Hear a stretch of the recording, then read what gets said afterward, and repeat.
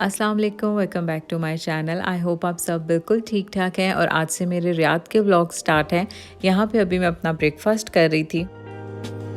Unpacking की situation तो अभी काफ़ी ख़राब है, लेकिन मैं आपको ये ज़रूर दिखाऊंगी कि मैं पाकिस्तान से शॉपिंग क्या करती रही हूँ, और वो मैं आराम से इन डिटेल आपको चीज़ें दिखाऊंगी। ऐसे पैकेट्स में चीज़ें लेके जाने का फ़ायदा ये होता है कि जब वापस आओ तो आप एज़ इट इज़ ये चीज़ें जहाँ से आपने उठाई हैं वहीं रख दें। बस अपना मेकअप निकाल के जो जहाँ जहाँ रखना था रख दिया है।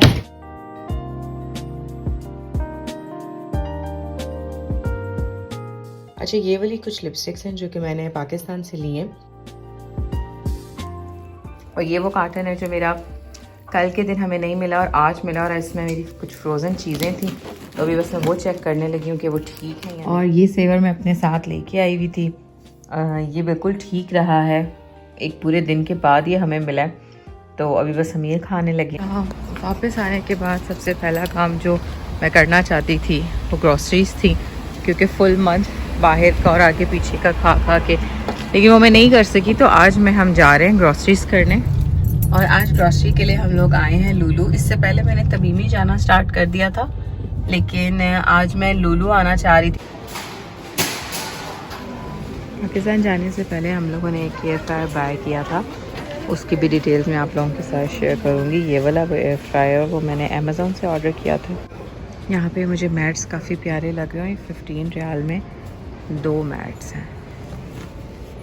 इससे क्वेश्चन आते हैं कि मैं बेडशीट्स कहाँ से लेती हूँ। ज़्यादातर तो मैं पाकिस्तान से ही लेके आती हूँ, लेकिन ये मैं अभी देख रही हूँ कि यहाँ पे मुझे 40 रियाल की इस तरह की डबल बेडशीट्स नज़र आ रही हैं। इनके कपड़े की मैं इतनी ज़्यादा कोई गारंटी नहीं दे सकती, लेकिन पेट्स यहाँ पे काफ़ी अच्छे अगर आप पाकिस्तान से ला सके। मैं पाकिस्तान में इस तरह के काफ़ी ज़्यादा ढूंढ रही थी, तो मुझे ये लुलु पे काफ़ी अच्छी क्वालिटी के 10 रियाल के ये स्पून्स मिल गए, तो अभी मैं इनको यूज़ करूँगी और देखूँगी ये कैसे हैं क्वालिटी के हिसाब से। मैं काफ़ी टाइम से चिकन शवरमा पैक ढूंढ रही थी।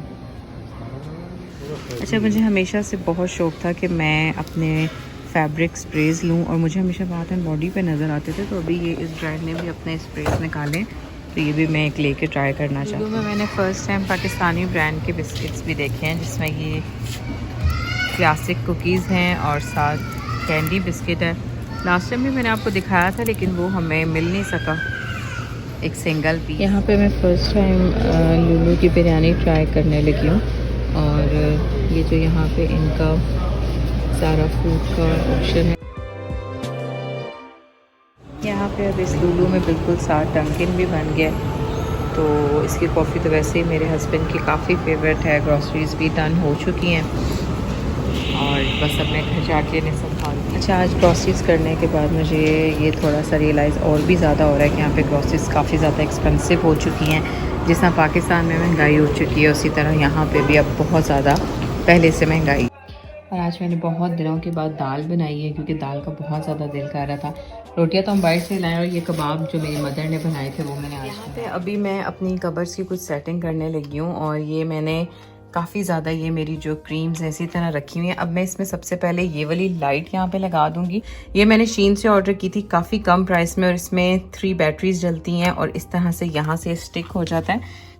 अच्छा, ये देखिए लाइट कितनी क्लियर लग रही है, और इस तरह से करके मैंने बस इसको अटैच कर दी है। इस तरह से ये ऑन ऑफ होती है, और अब मैं अपनी सारी स्किन केयर की एक सेटिंग बनाऊँ। वैसे तो पहले मैंने सोचा था कि मैं कुछ बास्केट्स वगैरह बाय करूँगी, लेकिन ये मैंने एक ऑनलाइन पेज से ये इस तरह के ये ऑर्डर किए थे, तो सबसे पहले मैं इसमें ऐड करके देखती हूँ कि इसकी कोई सेटिंग बनती है या नहीं। अच्छा, ये तो सारी मैंने खाली कर दी है, अब मैं बस इसकी सारी सेटिंग करके देखती हूँ।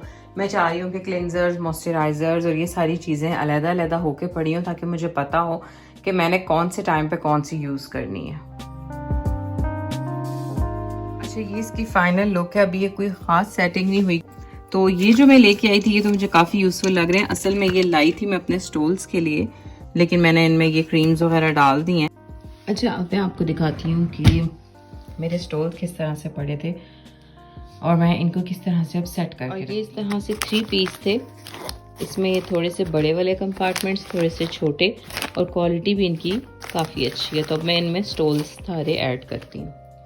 तो ये एक साइड पे मैंने ये इसके जो बड़े वाले जिसके कंपार्टमेंट्स हैं वो रख दिया है, और ये सारी स्टॉल्स की सेटिंग भी हो गई है। इस वाली जगह पे यहाँ पे मैंने ये सारे छोटे वाले स्टॉल डाल दिए हैं और इस वाली जगह पे जो थोड़े बड़े बड़े हैं। घर की कुछ चीज़ें सेट करने के बाद हम लोग यहाँ पे आ गए थे। हमें चाहिए था एक स्टीम आयरन और बहुत टाइम से मैं यही डिसाइड नहीं कर पा रही थी कि कौन सी कंपनी का स्टीम आयरन मुझे लेना चाहिए। मिक्स से रिव्यूज़ हैं डिफरेंट किस्म की इस तरह की स्टीम आयरन्स के, और यहाँ पे बस अभी हम यही चेक कर रहे थे कि कौन सा वाला अच्छा होगा। तो हमें ये फ़िलिप्स वाला थोड़ा सा बेहतर लग रहा था बाकी से, और वांसा का भी था हमारे माइंड में, लेकिन हमने सोचा कि एक ही दफ़ा में फ़िलिप्स का ये लेके ट्राई करते हैं।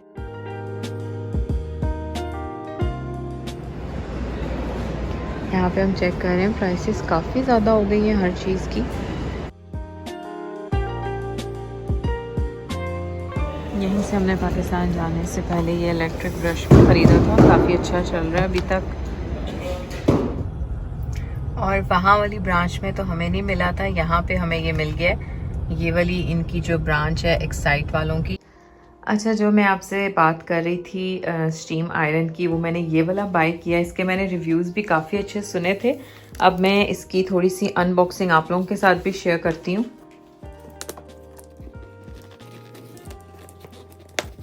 बेसिकली ये आपकी जो नॉर्मली आयरन होती है उसकी रिप्लेसमेंट नहीं है, लेकिन ये आपके जो ऐसे ड्रेसेस जो कि उस आयरन से भी प्रॉपर नहीं होते। अच्छा, इसमें मैं आपको दिखा देती हूँ एक ग्लव। अच्छा, ये ग्लव इसका साथ इसलिए कि अगर इसकी जो बहुत हॉट स्टीम जो इसकी निकलती है उससे आपके हाथ ना चलें।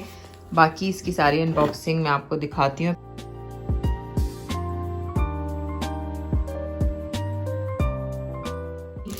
फॉर्मल ड्रेसेस के लिए, जैकेट्स के लिए, और सबसे ज़्यादा जो मुझे मेन ज़रूरी चाहिए था अबायास के लिए।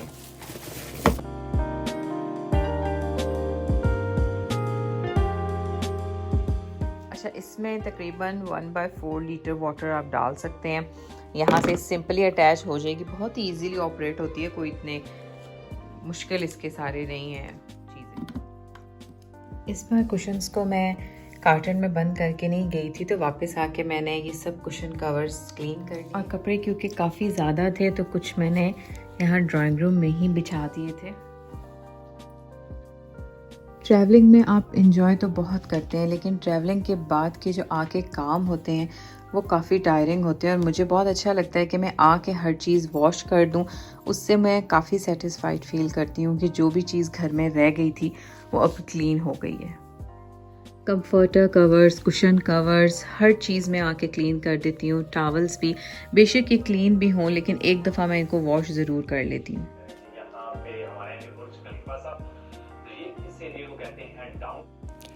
ये व्लॉगर मेरे और मेरे हस्बैंड के फेवरेट हैं, और मैंने काफ़ी टाइम से इनके व्लॉग्स नहीं देखे थे, तो बस उसके बाद हमने ग्रीन टी बना ली और इनके व्लॉग साथ साथ देख रहे थे। और काफ़ी काम मेरे हो चुके थे रियाद आने के बाद। अब बस आगे रमज़ान की कुछ तैयारी स्टार्ट करनी है, तो वो भी आप लोगों के साथ शेयर करूँगी। So stay tuned to my channel. Thanks for watching. अल्लाह हाफिज़।